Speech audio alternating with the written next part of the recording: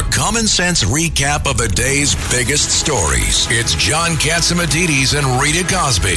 Katz and Cosby on 77 WABC. And by the way, Tren de Aragua, too, is from Venezuela. Let's not forget about that. I understand. We got Michael Goodwin on. I had a very nice dinner with him the other night. I heard. Michael Goodwin. How was John at the dinner table? Did you have a great time? I did. John behaved himself admirably. I thought he was an excellent dinner companion, and he didn't cause any trouble. Oh, well, then it sounds like a boring night. And we met so many great doctors at Columbia. Fantastic. Columbia Presbyterian Hospital dinner, which is called the Crown Awards. Roy Vagelis is there, who's 95 years old and going strong, and he's the chairman of the hospital. That's a good role model. And it's a good advertisement for a hospital. Yeah. Right? And by the way, and the other Greek, the Niarchos Foundation, Andrew Drakopoulos, you're sitting down, gave $75 million for mental psychiatry. What was it, Michael? Well, yeah, it's mental health. Doing all kinds of research on it, as well as treatments.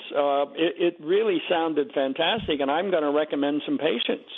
There's a whole city full of them, Michael. Yeah, I was just saying. We were just talking about it. Michael, you wrote a big column also where you talked about sort of how many Democrats and many of the Democratic leaders happening in New York and elsewhere turning a blind eye to what really is going on, tone deafness. Yeah, look, I think that elections, of course they separate the winners from the losers, but they also are a teachable moment for society at large, right? They tell us what trends are being accepted, what trends are being rejected by voters. I mean, it's not just who wins and loses. There's something larger going on here. And so, for example, I think this was a very decisive election in the sense that you had real contrast in the parties and the candidates, and you could see real differences. And so when the public overwhelmingly chooses one side over another in this way, you have to pay attention, and not just in the federal government, but the society as a whole, and that means the state and local governments. Well, of course, Governor Hochul and Mayor Adams seem to me to have their eyes closed and their ears shut. They're not paying attention. And so the latest case, an example, is the congestion pricing, the way Hochul was so disingenuous about pausing it until the election was over and then starting it, and this claim that because it was going to be $15 and now it's going to be $9 daily, you've saved 40%. No, it's now zero, and you're raising it to $9.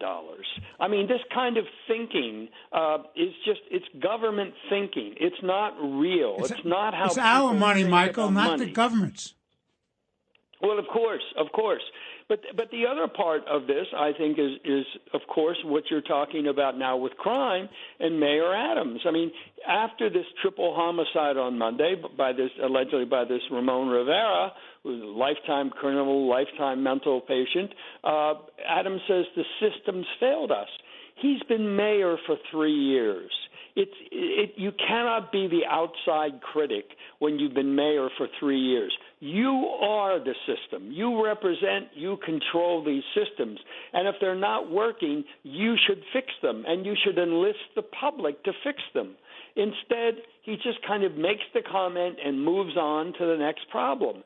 This is a problem. Both the mayor and the governor are not paying attention to the decline of New York that's happening around them. And, this report on the census shows that at current trends, New York will lose 3 more congressional seats after the next census in 2030. We used to have 41. We would then have 26 or 25. And it's a continual decline. And yet the spending doesn't change, right? The spending just goes up. Congestion pricing, another reason to drive people away from New York. And by the way, Michael, did you see also Bragg? There was a big story about Bragg. Right now, there's no primary challenge to Bragg. Are you kidding me? After what happened with, and luckily there was some good news coming out of California, a number of these sort of soft on crime DAs got the boot, and yet Bragg He's, locking up Jose Alba. He's doing all that stuff. Yes. And go. How is it he's unchallenged? I don't get that. Why can't people rise what's up? Interesting about that is, in the first primary that he won in 21, there was 15 people running. Well, no, there were, I think, 6, but 6 or 7, he actually only finished ahead by, I think, 3.5 points over the second place finisher. This woman named Tara Farrow Weinstein, I believe. She's going to be she's nominated to be a federal judge now. But she really gave him a run for the money. And had he not won that primary, he, of course, would not have been eligible for the general election, where he won with 83% of the vote. But the primary is where you have to really go after him, I think, in the first case. And right now, there seems to be no primary challenger. Tony Carbonetti. It's sad that that's where we are. But I wanted to get back to something you were talking about, the congressional districts. 50 years ago, New York had 3 times the amount of Florida. 3 times the amount population. Wow. Which translates to congressional districts, electoral college. Now Florida's passed us in 50, not that long. Yeah, but when you lose population, Michael and Tony, what it means is you lose revenues from the federal government to the states, you lose political power, and when you lose population, you lose your tax base and your job creators. Yeah, and if you bring in migrants, too, by the way, let's not forget how the migrants add, at least in the census. And we're sending all of our retirees money to Florida. And one way to look at this, too, is I've written this several times. Florida, despite having more people than New York, has half the budget of New York State. Almost a third. Yeah. And if you add in New York City to any city in Florida, it dwarfs. So that's part of the problem. New York is losing population, and it continues to spend more and more and more. We send them free money every month. The incentives to leave are growing.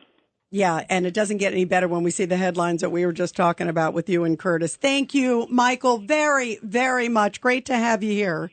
My pleasure. Thank you all. Thank you. Thank you.